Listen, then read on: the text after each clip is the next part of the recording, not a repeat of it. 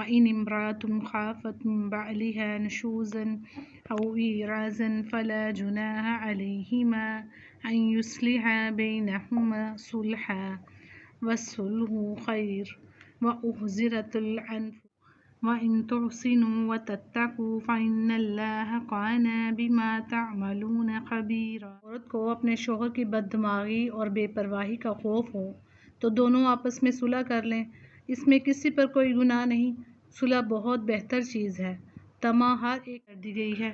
اگر تم اچھا سلوک کرو اور پرہیزگاری کرو تو جو کر رہے ہو اس پر اللہ تعالیٰ پوری طرح خبردار ہے۔ تستطيعوا أن تعدلوا بين النساء ولو حرصتم فلا تميلوا كل الميل فتذروها كالمعلقة وإن تصلحوا وتتقوا فإن الله كان غفورا رحيما۔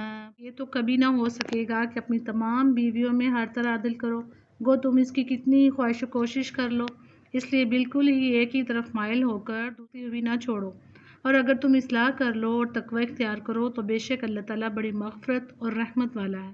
وَإِن يَتَفَرَّقَا يُغْنِ اللَّهُ كُلًّا مِّن سَعَتِهِ وَكَانَ اللَّهُ وَاسِعًا حَكِيمًا۔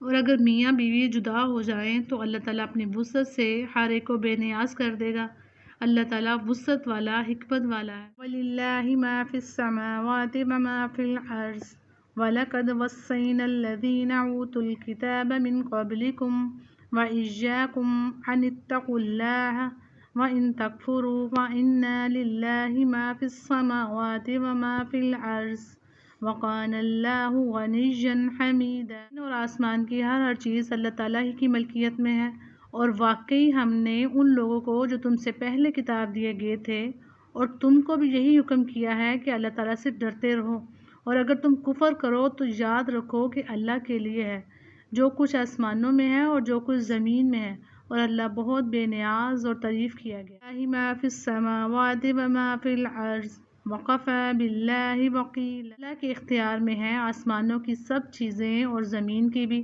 اور اللہ کارساز کافی ہے۔ یَشَاءُ يُذْهِبْكُمْ أَيُّهَا النَّاسُ وَيَأْتِي بِآخَرِينَ وَكَانَ اللَّهُ عَلَى ذَلِكَ قَدِيرًا۔ منظور ہو تو اے لوگو وہ تم سب کو لے جائے اور دوسروں کو لے آئے، اللہ تعالیٰ اس پر پوری قدرت رکھنے والا ہے۔ مَن كَانَ يُرِيدُ ثَوَابَ الدُّنْيَا فَعِندَ اللَّهِ ثَوَابُ الدُّنْيَا وَالْآخِرَةِ وَكَانَ اللَّهُ سَمِيعًا بَصِيرًا۔ وہ شخص دنیا کا ثواب چاہتا ہو تو یاد رکھو کہ اللہ تعالیٰ کے پاس تو دنیا اور آخرت دونوں کا ثواب موجود ہے، اور اللہ تعالیٰ بہت سننے والا اور خوب دیکھنے والا۔ أَيُّهَا الَّذِينَ آمَنُوا كُونُوا قَوَّامِينَ بِالْقِسْطِ شُهَدَاءَ لِلَّهِ وَلَوْ عَلَىٰ أَنفُسِكُمْ أَوِ الْوَالِدَيْنِ وَالْأَقْرَبِينَ إِن يَكُنْ غَنِيًّا أَوْ فَقِيرًا فَاللَّهُ أَوْلَىٰ بِهِمَا فَلَا تَتَّبِعُوا الْهَوَىٰ أَن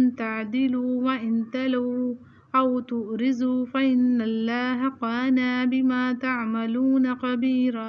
والو، عدل و انصاف پر مضبوطی سے جم جانے والے اور خوشنودی مولا کے لیے سچی گواہی دینے والے بن جاؤ، گو وہ خود تمہارے اپنے خلاف ہوں یا اپنے ماں باپ کے یا رشتہ داروں یا عزیزوں کے۔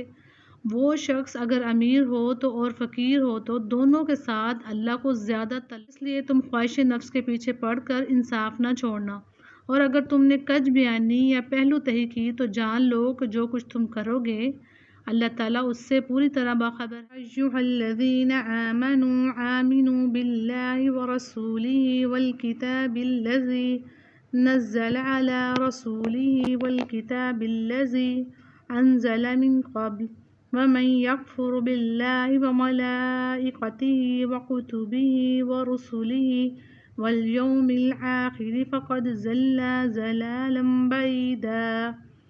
اے ایمان والو، اللہ تعالیٰ پر، اس کے رسول صلی اللہ علیہ وآلہ وسلم پر اور اس کتاب پر جو اس نے اپنے رسول صلی اللہ علیہ وآلہ وسلم پر اتاری ہے، اور ان کتابوں پر جو اس سے پہلے اس نے نازل فرمائی ہیں ایمان لاؤ۔